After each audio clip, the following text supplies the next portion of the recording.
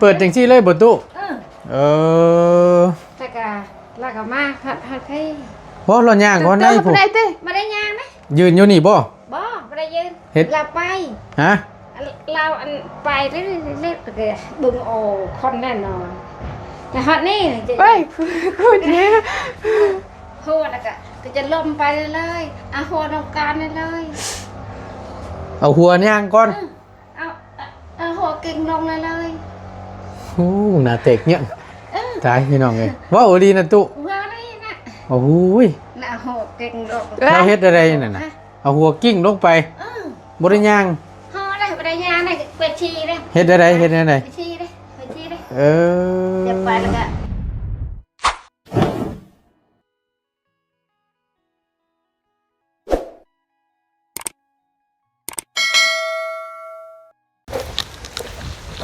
ตันระบำตอนดาลกายป้าทำมาตายที่ดาลกายกูเจ็ดตายเท่ๆว่าซั่นมีตู้เราเก็บยังอันนี้เฮ้ยเก็บไม่อย่างกาบกระบอกนี่มัดอันนี้ป้าโทษจังมึงบัวเอานั่นเลยบ่ตู้ต้องเก็บออกเลยบ่น่ะแบบเฮากวดออกบ่ได้บ่บ่กวดเอาหั่นนะไปเก็บเอาทีละอันแล้วนี่โอ้โหสร้างว่าแต่บาทนี่จากมือจังสมดมันโมเมนต์หน่อยเด้อตัวเอ้ยนี่ไปเก็บมันกระบอกกาบมันเลยพี่น้องเก็บออกอย่ามันเน่าอย่ามันหกเกลือนบ่พักได้หมูกินควายกินให้มันเป็นเนาะตู้เนาะให้มันเป็นอยู่เฮือนใหม่เฮือนงามเนาะแม่นความบ่ก็มีคาดมีหยังเนาะเห็นแล้วเงินเกาะหยังก็ใครอยู่อันนี้มันมาออกมาฮะอันนี้บ่กวดมันสิไปบ่ใช่ลองมันก่อนเราหาฮ้อนเอาดีได้พี่น้องได้บ่กึถ้าจังสิก็ยุบไปเลยผู้เรากวดไว้ได้สุดหนึ่งนะงัวพี่น้องเลยเนาะมาเนี่ยมันตะเป็นเน็ตตะเตะปะแน่แม่กีได้เป็นเน็ตกลางเป็นเน็ตนี่แบบสิคือเฮ็ดนี่ตู้แน่แต่เป็นเน็ตนะง่ายกว่าจักเฮาอ่ะอัดต่อยสิป้าโทแน่ทำไมนี่แน่จบแน่เป็นเน็ตกันเลยง่ายกว่าเฮาอ่ะเอาตู้เนาะประมาณจองมือมัดดักแต่เฮ็ดจัดเป็นอาทิตย์ก็บ่มั้งโอ้โมเมนต์หน่อยได้น่ะมึงเนี่ยเราถอนฮ้อนเอาคักก็ดีคือว่าย่านขี้พุ่นขี้ดินแล้วไปน้ำนี่ได้พี่น้องคัดเอาคักนี่ดิเนาะตัวเนาะโอ้ตะปูนี่เก็บไว้เด้อตัวเด้อนี่เด้ออย่าได้หามเลยนี่ฮะได้โต๊ะเตียงกันในตารางนี่อยากได้เตียงในตารางนี่อยากได้เตียงนั่งนี่บ่จะได้ดิบาทนี่เนาะพี่น้องเอ้ยจะได้เตียงนะเตียงนั่งกันในตารางบ่ได้นั่งลิ้นนั่งหัวเนาะตู้เนาะใช่พี่น้องเอ้ยไม่เฮามันสิพออยู่บ่จัดเฮ็ดอันโต๊ะเฮ็ดเตียงน่ะคือเฮ็ดให้แน่น่ะเฮ็ดแนวเฮ็ดให้บ่เฮาเฮ็ดเป็นบ่ดีบาทนี่เป็นรับเฮ็ดโต๊ะฮะเฮ็ดได้เฮาเฮ็ดเป็นบ่บาทนี่เฮ็ดเตียงเนาะอย่างนี้เฮ็ดบ่สูงก็ได้เนาะตู้เนาะพ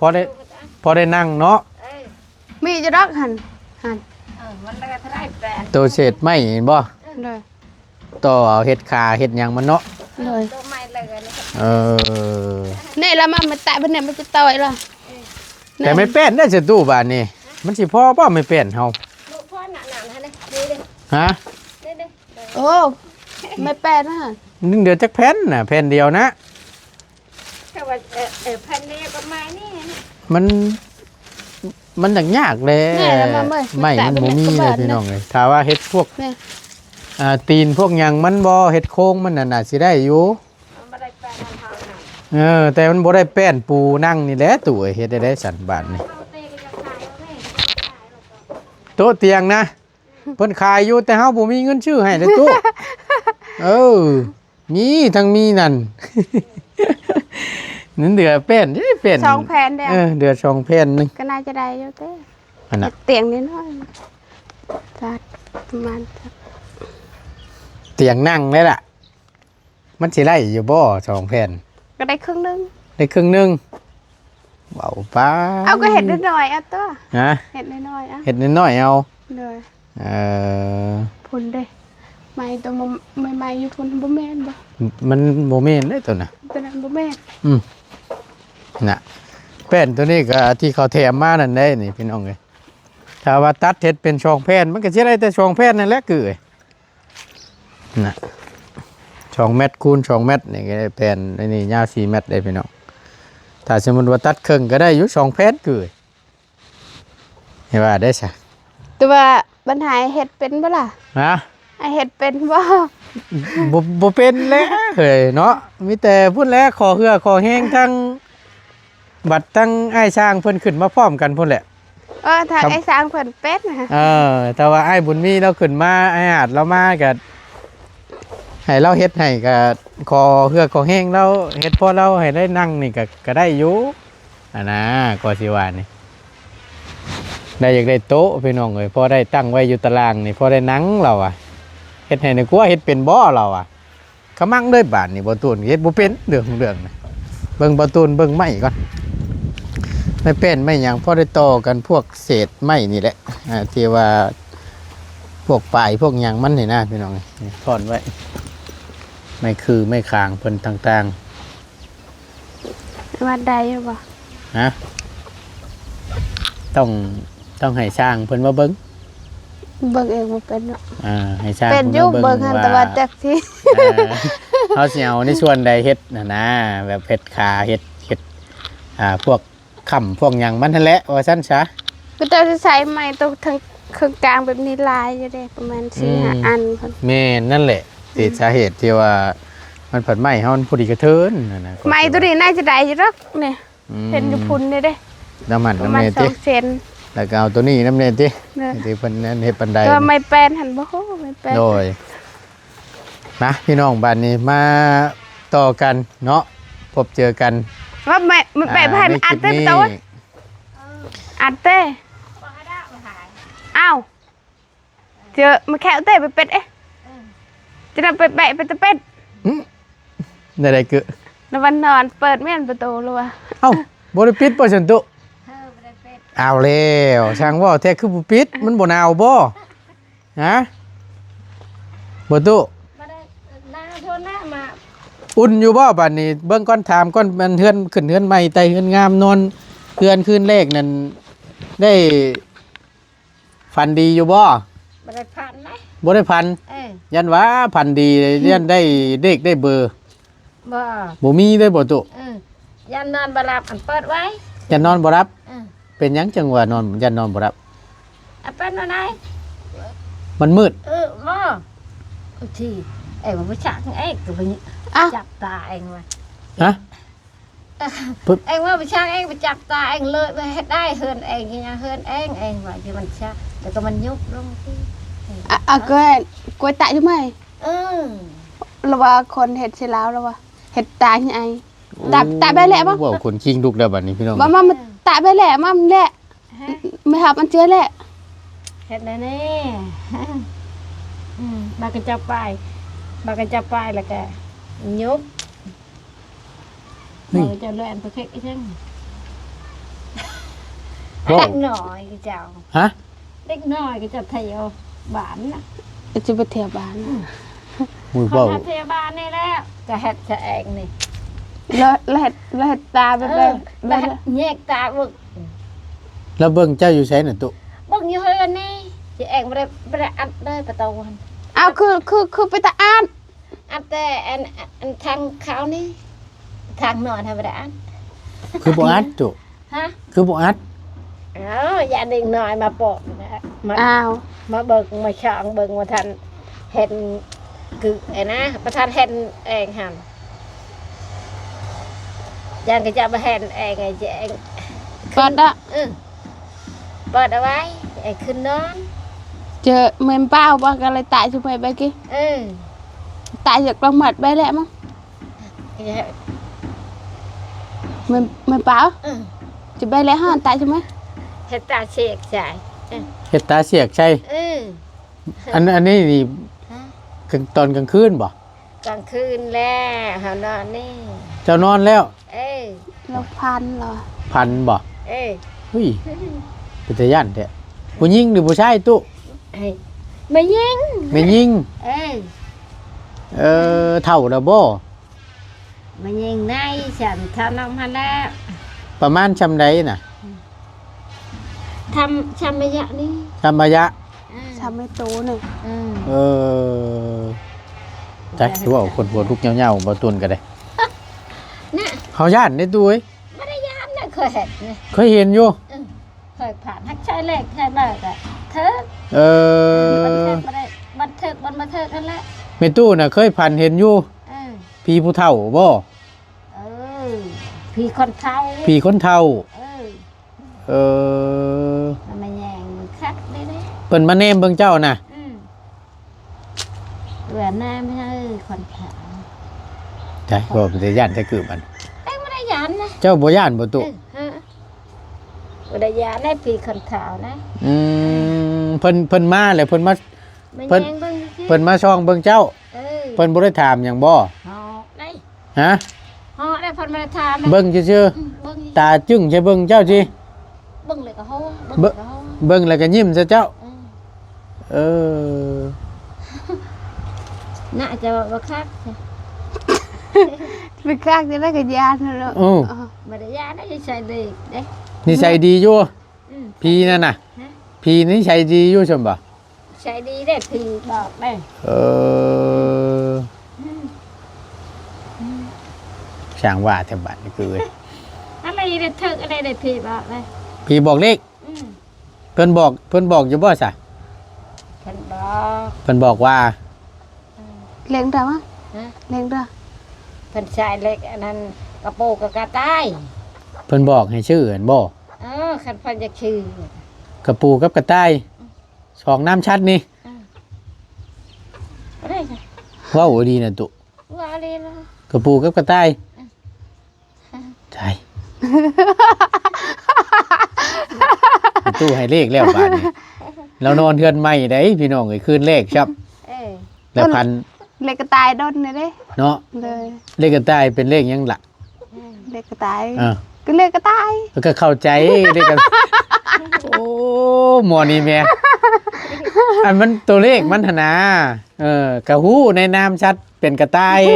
แต่ว่าตัวเลขมันที่เฮาสิชื่อนั่นบอก FC เพิ่นเบิ่งดูเพื่อเพิ่นอยากเสี่ยงดวงนำ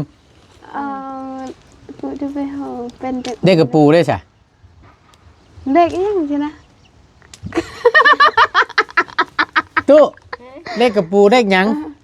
จักได้เลยกระโปรงกะเล็กยัง เลขกระต่ายได้เป็นเลขหยัง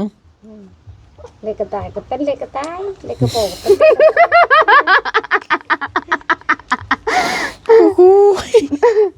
โอ้ยไปจนบ่เป็นบัดนี่ เล็กกระโปรงก็เป็นเล็กกระโปรง ฉันเนาะโอ้ยไปอันเดียวกันน้ำคือเลยบัดนี้ยอมแล้วจะตู้เอ้ยเมนความเจ้าอยู่หรอก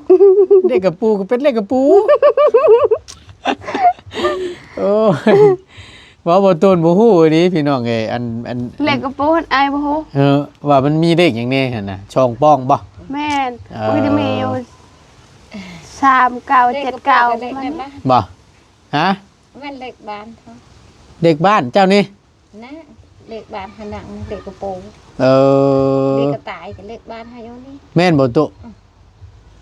แล้วก็เล็กแห่นกับเล็กแห่นแม่บ้านเขา มาได้เลยเนาะเฮาสิชื่อตัวใดฉันบาดนี่ ช่างปอกช่างปอก ช่องชามน้ำชัดผู้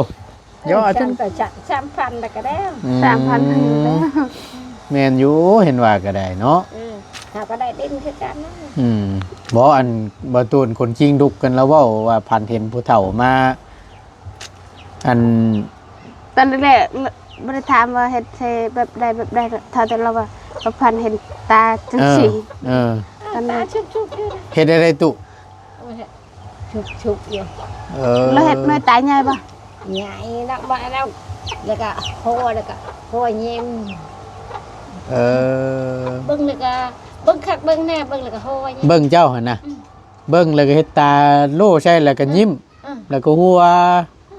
เบิ่งคักอีหลี โหแปรเรียเบิ่งคักอะไร แต่เพิ่นบ่ได้เข้าไปบ่ บ่ ช่องเบิ่งในประตูซื่อ เออ ๆข้าวไปช่องที่ เออ ดังหาหนอน บางแน่มันเป็นประตูไม่เด้อ มีตู้ปิดประตูไว้เด้อ ปิดไว้แล้วก็ล็อกไว้เด้อ เจ้าอย่าไปเปิดแนวนั้นได้แนวนั้นแล้วเปิดแล้วเพิ่นก็ขึ้นมาเยี่ยมเลย เขาเปิดเอาไว้คนมาเบิ้งเนาะ ไปเปิดไว้ปิดไว้แหละยามเฮานอนน่ะ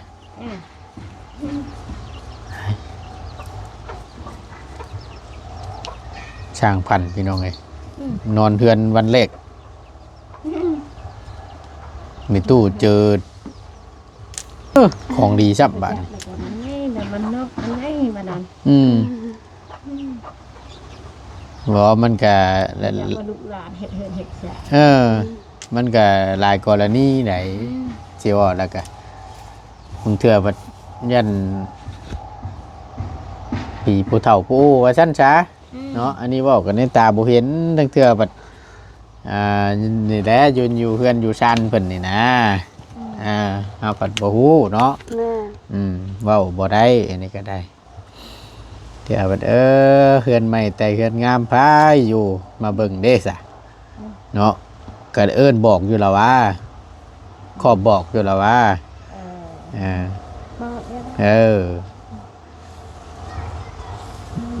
บอกกันแด้บ่เนาะเจ้าที่เจ้าทางเจ้าแม่ธรณีเพิ่นผู้เพิ่นปกปักรักษาอยู่ก็ได้ จากเพิ่นบ่ได้บอกบ่ได้ถามทางอันนั้นระบาวเนาะคือแบบเพื่อนน้องพันธุ์ก็จะขอบบอกไปขอบบอกเอาบางเทื่อเว้าในตาบ่เห็นนั่นแหละว่าซั่นซะเนาะตุนั่นก็นอนผู้เดียวเนาะอ้ายแม่น แต่ยานถ้านอนคือกึนี่ยันกึตายนอน ก็ตายทนนะ ตายหรือได้นอนแบบ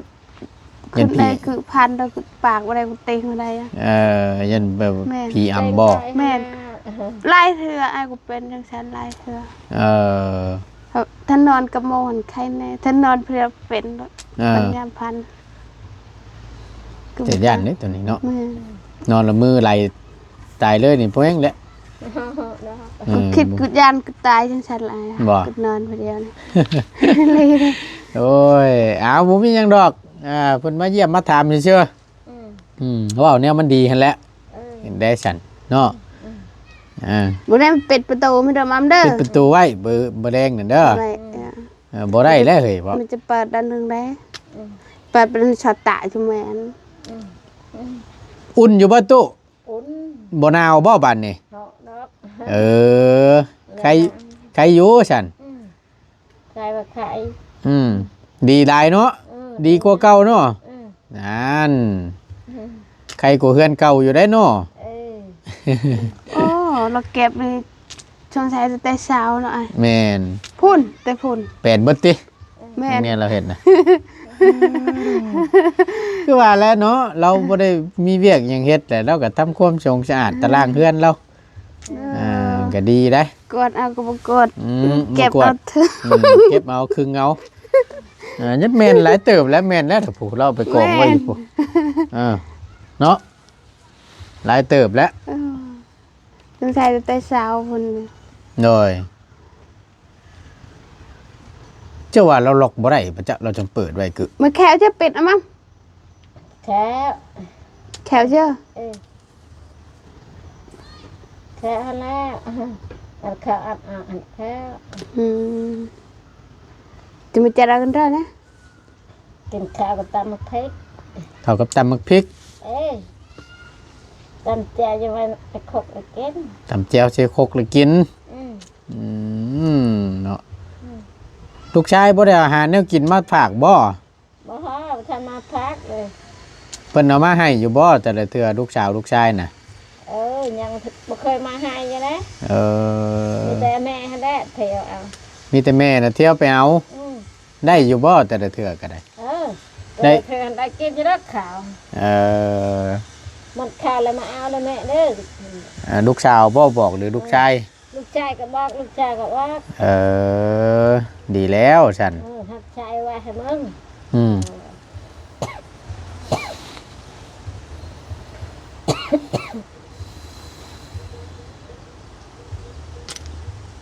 ไอ้ยันแล้วล็อกบ่ได้ยันชูดใช่ชูดครัวเลยยันล็อกบ่ได้เลยเบิ่งนี่ Vợ cha ni đồng mẹ mắm ไปบอกแล้วนึงก็เกิดไป ว่า คุยภาษา ว่า ตัวนั่นแหละบอกแล้วเนี่ยให้ดูตัวแล้วนะ Nó đang được เอาไปถิ่มก่อนไปจับคนละส่วน โอ้ยเนาะหลายดีได้พี่น้องกับกาบกับกบกมันเพราะว่างัวมันกินเด้ก็มันนี่เต็มอยู่แต่อยู่นอกนี่ยามันเนาะ Cột ảo cái đấy กวดเอาก็ได้แต่เราเพิ่นบ่กวดก็มันนี่ Mày hạt kẹp vào xuống xe cũng แม่นน้องพี่น้องเนาะกราบทักทายสบายดีและสวัสดีกันเบิดทุกคนเด้อพี่น้องเด้อทางบ่ตุนก็ลืมซับเนาะมาแต่ถามทั้งมีตู้เพิ่น ลืมลืมสบายดียอดพี่น้องบ้านนี่โอ้ยตายแหละพี่น้องเลยMày bịt với lại mắm ลองมึงดูลองมึงดู แบบนี้เราคืนนี่ เปิดจังซี่เลยบ่ตู้แต่ก็แล้วก็มาผัดให้ เพราะเราย่างก่อนได้ผม đây tê มาได้ยางไหม ยืนอยู่นี่บ่ บ่มาได้ยืน เฮ็ด เราไป ฮะ เราอันไปเรื่อยๆก็บึงโอคนแน่นอนแต่ฮอตนี่ Ôi cô chế หัวแล้วก็จะล่มไปเลยเอาหัวลงการเลย เอาหัวย่างก่อน เอาหัวกิ่งลงเลย โอ้หน้าเตกเนี่ยตายพี่น้องเลยว้าวดีนะตู้ ว่านี่นะ โอ้โหย น่ะหัวกิ่งลง เราเฮ็ดอะไรนั่นน่ะเอาหัวกิ้งลงไปบ่ได้ย่าง หัวได้ไปได้ยางได้ไปชีได้ เฮ็ดอะไรเฮ็ดอะไร ไปชีได้ไปชีได้ จะไปแล้วก็อันนั้นแผ่นดินก็จะก็ลับไปเลย ใช่เพิ่นย่างเข้าไปชอบมึงเจ้าเนี่ยไปฮอดหั่นแล้วเพิ่นแนมเบิ่งเจ้าสิบ่ เพิ่นแนมเบิ่งเห็นเลยเพิ่นยิ้มใจพี่เนี่ยยิ้มใจ พี่เห็นยิ้มใช่ ยิ้มแล้วก็ไอ้เห็นนอนไปหลับไปไอ้ก็นอนหลับไปแล้วก็เมื่อคืนจะก็แล้วก็เล็กแล้วก็จบ ไปเลย ไปเลยชัดแจ้งเขาก็ยังนอนได้ยังกันยุยนะคือจะวันนอนยังชูนอนนะนอนเถิดเลยตัวงาเพิ่นบอกมันบอก ก็จะบอกทั้งนอนเถิดตัวนอนหลับแน่มาแน่อันนี้เป็นนอนหลับมาได้หลับแค่ตื่นแน่มาแน่ก็หานอนไปชีของปองไปชีมาเปลือกมันไปให้ช้อนไปช้อนแล้วปอง เพิ่นหมวยเจ้าช่อง มันให้นอนเบิ่งชื่ออย่านอนบ่หลับนั้นไอ้เพิ่นนอนหลับ Tê tàn tầm bẹt ăn sao sao từ từ lại tên ruộng á บ่มันขึ้นจักบ่ได้หรอกคือลมพัดมามันขึ้นในคันไดอยู่ มันขึ้นในขั้นใด ลมพัดมาต้องพดอันนั้นดอกมาได้ไอ้ก็ลมถึกนี่เฮ็ดถึกได้ลมพัด ลมพัดตา ลมพัดแต่ดินฮะนะลมเปมาแต่ดินเห็นมันจะเห็นคน từ từ ăn muốn này ก็จะอะไรเงี้ยก็จะแทนมาชื่อคือใบไม้ฮะนะแทนคือใบไม้ ปิวมาคือใบไม้นี่ แบบนั้น จะ ว่าอยากเป็นยางนึงนะ muốn này phải bịt đâm mắm đơ ไปชอบไปช้อนนั่นนี่ bịt mà bịt khẹo vào bịt mắt ลองมึงดูไป bịt nó vậy bịt khẹo vào bịt bên nẹ đó nè bên nẹ เบิ่งให้เพิ่นคือบอกการบ้านไม่ตู้กันพี่น้องเนาะ này từ này đó này bên nhà mẹ bật ở đó rồi này này tại bên nẹ chỗ này đâu cho mình lỡ này nẹ đó ได้บ่เบิ่งหันเบิ่งให้เข้าไปเบิ่งนำนี่เอาลองมึงดูหั่นตุ๊ bịt nó một ครับ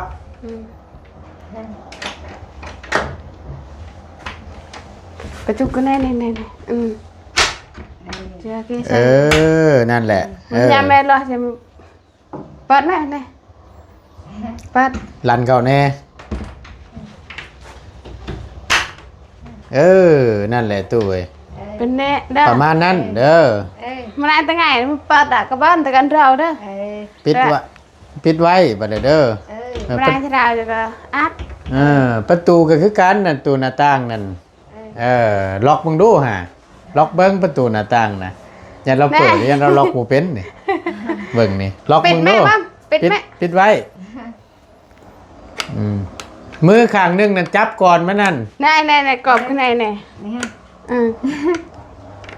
ย่ามันบอก ขา ยังไม่กูตาเนี่ยยังไม่ ขายังกึ มันก็ขาดแท้ ฮะ ขาดแท้ติดชีวะล่ะ ติดฉี่บ่แต่มันฝืนน้ำฉี่ แม่น กูเป็นหยังอันนี้ บักขาวได้ สี บักขาวได้ นะ บักขาวได้ ไอ้ อะไรได้นี่นะพุ่น เบิ่งไอ้เบิ่งนี่ให้จ้างเราเก็บสีใส่เพิ่มแต่มันได้นั่นบ่แม่นแน่นี่เบิ่งนี่นะ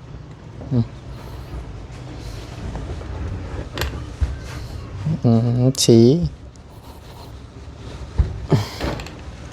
ดีดิเห็นปะนี่ให้ช่างเราเก็บสีถ้าเก็บรายละเอียดแล้ววันนี้มันติดมันพืชนี่ แม่น ตรงนี้เหมือนอย่างดอกเขาชูดปิดหนอกปิดเข่านี่แต่สีมันถลอกนี่กะมันก็สิปิดง่ายอยู่ดอกเบิ่งลองเบิ่งหอมเลย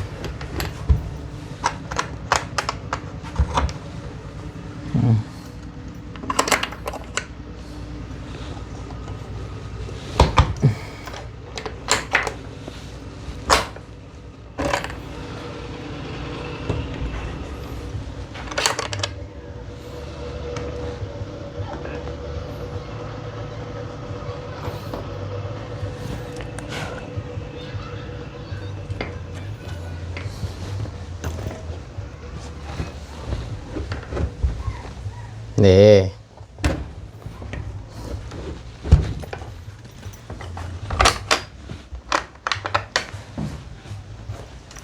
ลืมไป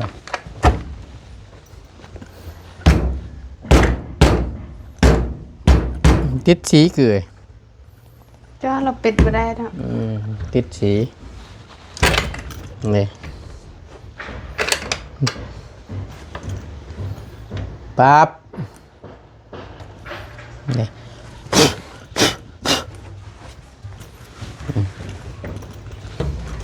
นี่เริ่มมันนั่นได้บ้านอันนี้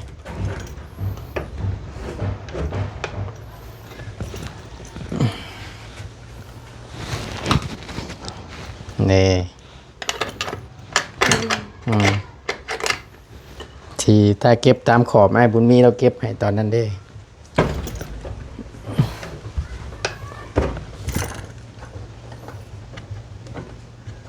ตอนเราเข่าคนนั้นนะตอนนั้น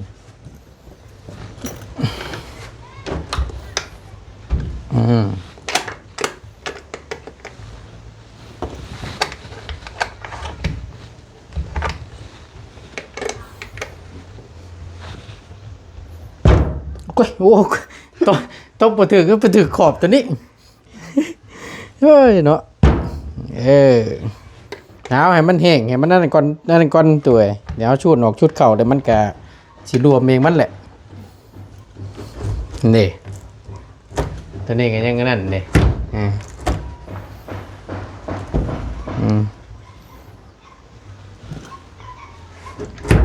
นี่ปั๊บมันก็ต้องดึงน้ำเนยแหละตัวนั้นได้สิไล่คือกันแล้วว่าเป็นนอนก็ถือว่าเรียบร้อยแล้วบัดนี้นี่ทงนี่ได้สตู้เป็นยังนี่ผ้าห่มไอ้ขนาดตะแคงน้อยนะฉันบ่อันนี้ก็จะลืมเด้ออันนี้เด้อคือว่าวหั่นแหละล็อกนี่เด้อล็อกแล้วเจ้าเอามือลันนี่ตัวนี้เด้อลันนี่แล้วก็จับก่อนตัวนี้ขึ้นมาแล้วก็จับให้มันตรงๆแล้วก็สูดเข้าปั๊บล็อกปั๊บเด้อบัดยามเจ้าสิเปิดเจ้าเอามือข้างนึงลันนี้ งัดตัวนี้ขึ้นแล้วก็ให้มันตรงๆนี่ก็สูดมานี้นี่เด้อเอาลองมึงดูนี่ลองเบิ่งเอาเสียจะเฮ็ดเบิ่งอีกข้างข้างหนึงตุ๊มือเจ้าข้างหนึงนี่ลันนี้อีกข้างหนึงจับก่อนได้บ่ให้มันตรงๆก่อนดึงงอมขึ้นมายุกมันขึ้นมาก่อนมันเกาะเลยน่ะนั่นแหละถูกต้องนั่นแหละคือล็อกแล้วบัดนี้คนอยู่ทั้งนอกเข้ามาหาบ่ได้เอาเปิดบัดนี้เปิดเบิ้งนี่ลันตัวนี้น้อยนึงลันมือเจ้านั่นลันตัวนี้น้อยนึงแล้วก็งัดขึ้นมามันตรงๆเก้ยนั่นแหละปั๊บหมักซิปเลยเดี๋ยวนี้โอเคอย่าไปเปิดเลยแนวนี้เด้อบ่ต้องเปิดเด้อเนี่ยนอนคืนเปิดมันเบิดจังน้อยเปิดผู้ว่ามาหาบ่แห้งแล้ว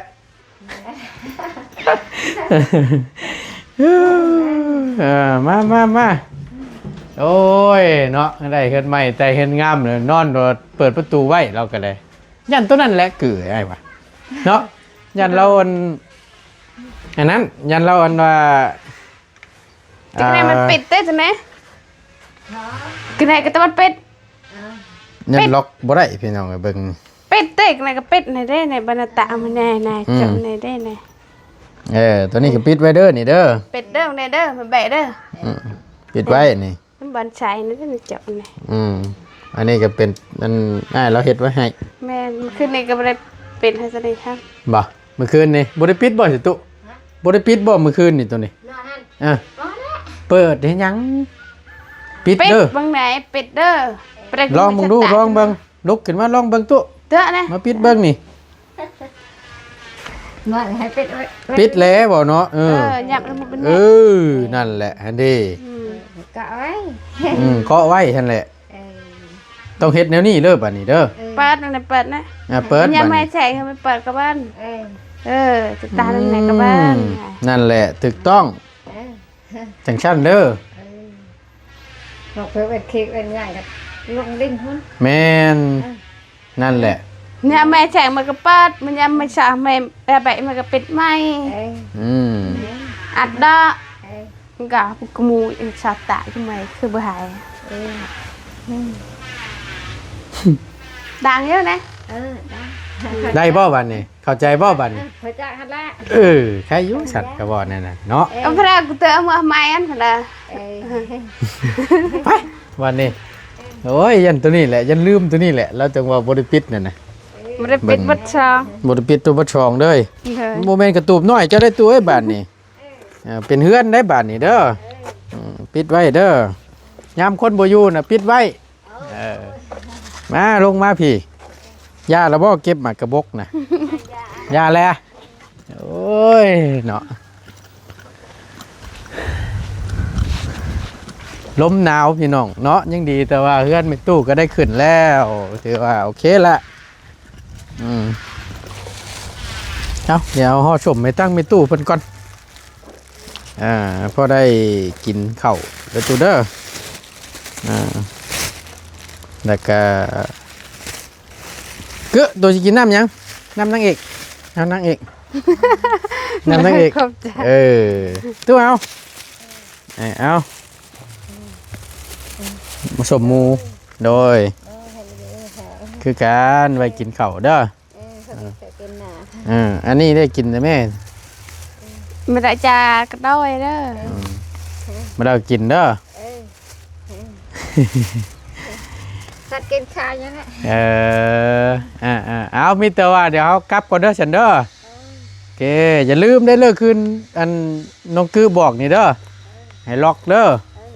ล็อกเป็นแบบไรเฮ็ดแบบไรเด้อ